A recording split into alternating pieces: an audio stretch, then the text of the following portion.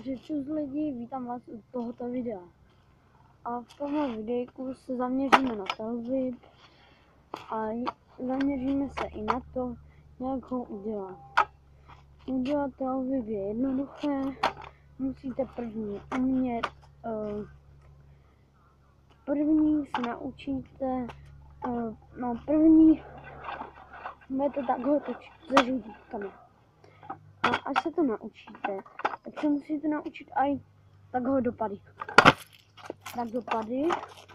A až se naučíte dopady, tak se naučíte vlastně, jakože tak, dáte takhle nohu, vyhodíte tak, vyhodíte tak a takhle to děláte a až to budete umět, tak děláte tohle. Tak a pak, až tohle budete umět, tak se naučíte jakože televip. A televip se dělá jednoduše. Teď vám ho ukážu. Jdeme na to.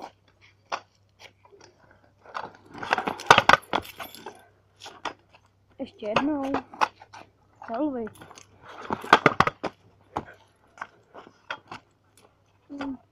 Je to jednoduché. A druhým krokem je Altfender. Na Altfender je protočení řídítek. A pozor, nesmíte mít ruku takhle, tu levou.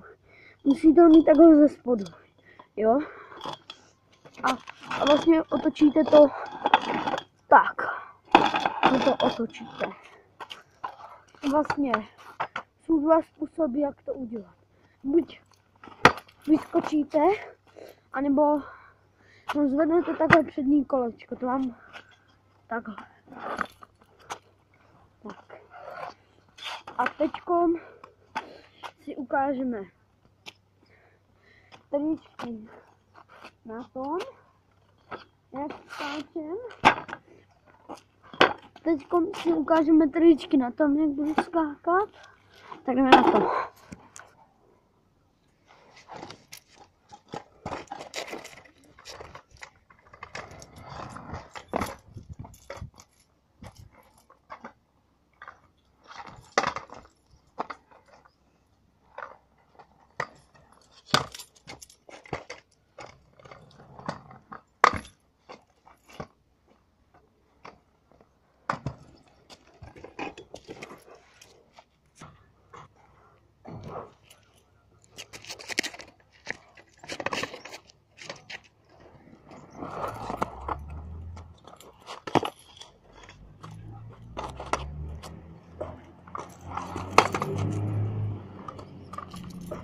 Takže čus.